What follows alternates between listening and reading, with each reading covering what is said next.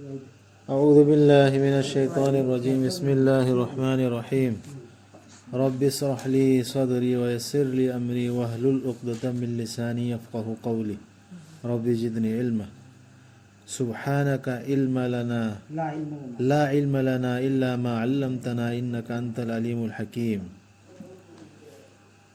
مسيح كن تثقدر سورة آل عمران آية نمبر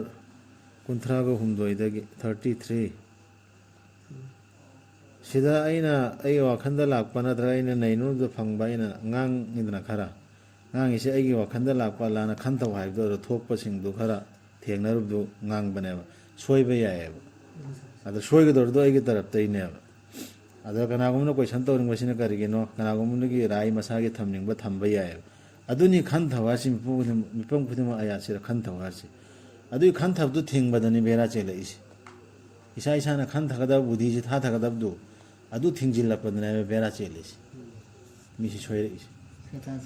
na soiba du haina si soire di ya ga mi soire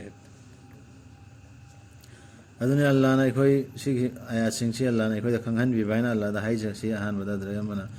si allah na khoi da tambira kadabni artha si khoi di sida khangna ba changjin baduni maru si adu thabak tu ni khoi tawr si a'udhu billahi minash shaitanir rajim tasenamak allah na khangat pi khi adam nuh ibrahim gi macha masu sing amasung imran gi macha masu sing bu taibam pumno maki mathakta taibam pumno maki mathakta khangat pi khe makok thong bu oina alam pumno maki mathakta makoi si dharala nani makoi amana amadagi kum tharakpa Allah di tabani khangbani hadi khandan ne mathang mathang chat tharakpa khandan mari ne makoi si ni mathakta hai sunji liyu imran gi nupi na hai khibadu ai gi rab tasenamak aina wasakchari nangonda ai gi ibukta yauri basi nangi thabak ki damak thadok charabani aduna lawbiyo masi aingonda gi tasenamak nangdi atabaduni akhangbaduni sira ujiki mama sina dua tawrimna ai ibukta yauri ba garba manungda yauri ba angang se nahak ki damakta Allah ki dam lamakta thadok charabane aduna ain thadu iba thabak se ain kathok chari se kubul tawbi lawbiyo tasenamak nangdi atabaduni akhangbaduni nibam su darkar leidra se ekhona kai gun thadokpa gam kathokpa haisura Allah da kubul gi damak nibam su darkar le adubu mana mabu pok laba matamda mana haijaki ai girab aina pok chare icha nupi ama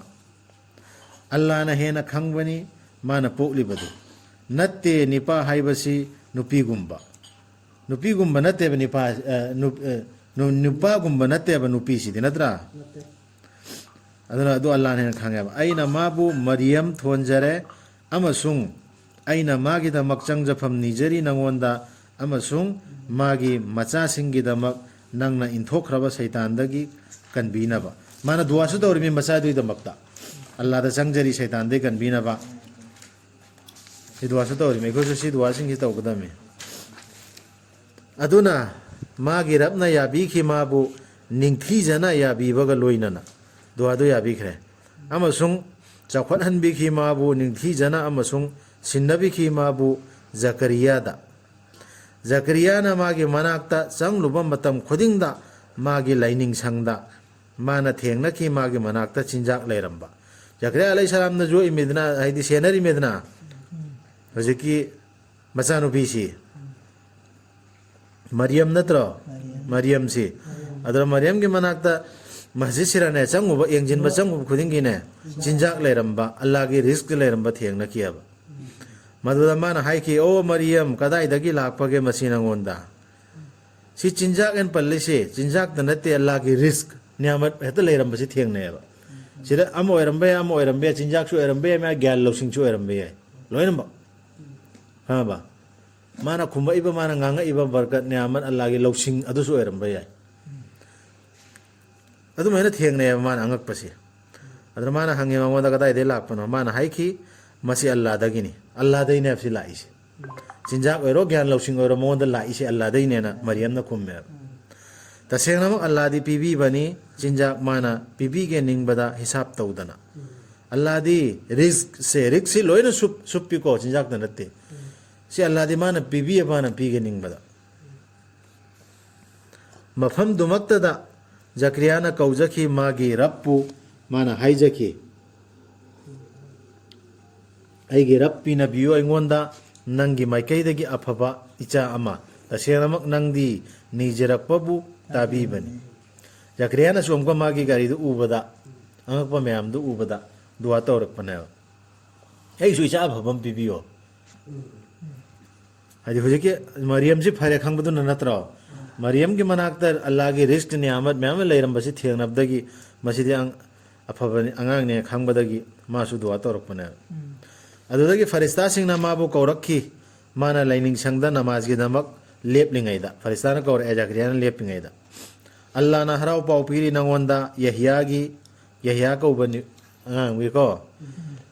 Allah dagi lakpa wahai amabu achum bani haina saugat kadaba izzat tawningai lairaba makchadaba indri gi apam babu nam thajaba aduga afaba tawba singi manungdagi nabi ama oidawriba Zakariya na mapaduna dua tawni iswa chana pa afabam pibiyona aduda mana faristana kaurakna Allah na haire wahi thara tharakpadagi haire nangonda pire pidorba ngang si karambano haibkanda yamna afaba izzat tawningai oiraba makchadaba indrigi apama nam thajaba aduga afaba tawba singi manungdagi nabi ama oidawri mai dua du mapagi dua du kubul tawri misi aduni sigi ekosu dua tawda me sumaina icha poktrngai da bo amasung yoso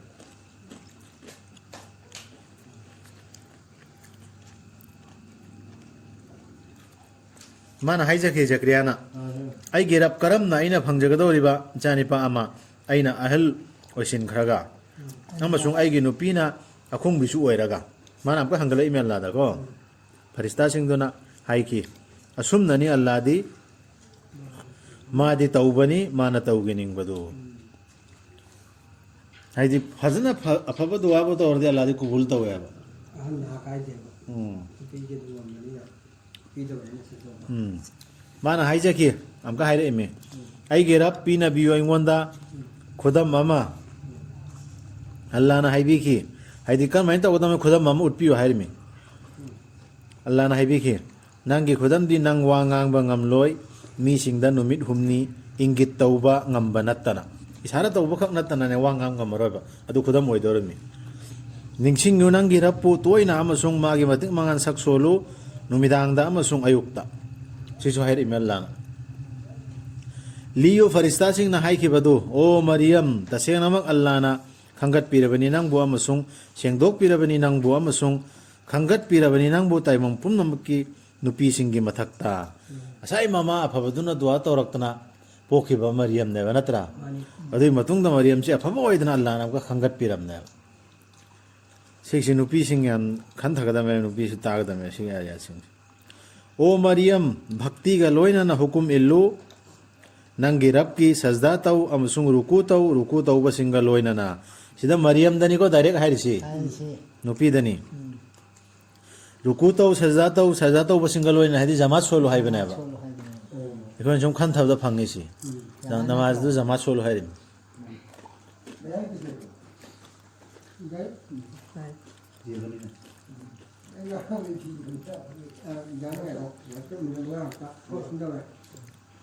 masi aron badal ai khraba paw sing dagini ne hai khraba aya sing se rasul na ju khang bande ikon ju khang bande dana ana thoki ba thodo aron badal ai khra paw ne ba madu Allah na phongdok pi bani nangonda rasul da ko rasul da phongdok pi bane ba nang makoi ge manakta lairam banate hojiki hau khriba Maryam khoi gi Zakariya khoi manakta rasul se lairam banate ba ikoi su lairam banate ba makoi na Maryam bu makoi kanana senaga dage haibagi makoi gi kalam singlang thana khiba matam duda adui matam duda ikoi laigurubante rasul su laikibante natraga nang lairam banate makoi gi manakta makoi na yet akiba matam duda Maryam gi thodok yet akidna kanan sena ni sidi angang si maima